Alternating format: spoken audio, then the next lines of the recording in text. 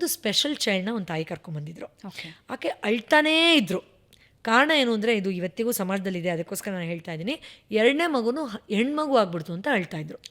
ನಾನು ಎಷ್ಟೋ ಹೇಳಿದೆ ಮಗುನ ಆಚೆ ಕುಣಿಸಿ ಅಂತ, ಇಲ್ಲ ಅದು ಸ್ಪೆಷಲ್ ಚೈಲ್ಡು, ಯಾರೂ ಮ್ಯಾನೇಜ್ ಮಾಡೋಕ್ಕಾಗಲ್ಲ, ಪಕ್ಕದಲ್ಲೇ ಇರಲಿ ಅಂತ. So she was continuously crying, ನನಗೆ ಅವಮಾನ ತಡ್ಕೊಳಕ್ಕಾಗಲ್ಲ, ನಂಗೆ ಹೆಣ್ಮಗು ಆಗೋಯ್ತು, 2ನೇದು, ಮೊದಲನೇ ಮಗು ನೋಡಿದ್ರೆ ಹೀಗಿದೆ ಅಂತ. ಅದು ಮೊದಲನೇ ಮಗುನೂ ಅಷ್ಟು ಮುದ್ದಾಗಿದೆ, ಆ 2ನೇ ಮಗುನೂ ಅಷ್ಟು ಮುದ್ದಾಗಿದೆ ಅಂತ ದೇವತೆ ಥರ ಇದೆ. ಸೊ ಅಳ್ತಾ ಪಾಪ ಅದಕ್ಕೆ ಅಷ್ಟು ಇಮೋಷನ್ ಗ್ರಾಸ್ಪ್ ಮಾಡೋಕ್ಕೆ ಆಗದೆ ಇದ್ರೂ ಸಡನ್ನಾಗಿ ಯಾವಾಗ ಬಿಕ್ಕಿ ಅಮ್ಮ ಅಳಕ್ಕೆ ಶುರು ಆಯಿತೋ ಆಗ ಎದ್ದು ಆ ಮಗು, ಈ ಟ್ರಾಮಾ ಅಲ್ಲಿದ್ದವ್ರು ಹೆಂಗೆ ಮಾಡ್ತಾರೆ, ಅಳ್ಬೇಡ ಅಂತ ಆ ಕಣ್ಣು ಒರ್ಸಕ್ಕೆ ಹೋಗೋದು, ನನ್ನ ಹತ್ರ ಬಂದು ಟಿಶ್ಯೂ ತೊಗೊಳಕ್ಕೆ ಹೋಗೋದು, ಪ್ಲೀಸ್ ಅಳ್ಬೇಡ ಅಂತ ರೆಸ್ಟ್ಲೆಸ್ ಆಗೋದು ಮಾಡ್ತಾ ಇದೆ. ಆ ತಾಯಿ ಅದನ್ನು ನೋಟಿಸ್ ಕೂಡ ಮಾಡ್ತಾ ಇಲ್ಲ. ಸೊ ದ ಚೈಲ್ಡ್, ಇದು ನಾನು ಎಕ್ಸಾಕ್ಟ್ ಕೇಸನ್ನೇ ನಾನು ನೋಡೋದು ಹೇಳ್ತಾ ಇರೋದು. ಬಟ್ ನಿಮ್ಮ ಮಗು ನಾರ್ಮಲ್ ಇದ್ರೂ, ಅಯ್ಯೋ ನನ್ನ ತಾಯಿ ದುಃಖದಲ್ಲಿದ್ದಾಳಲ್ವಾ, ನನಗೇನೂ ಮಾಡೋಕ್ಕಾಗ್ತಾ ಇಲ್ಲ ಅನ್ನೋ ಡೀಪ್ ಹೆಲ್ಪ್ಲೆಸ್ನೆಸ್ ಲೈಫ್ ಪೂರ್ತಿ ಕಾಡುತ್ತೆ.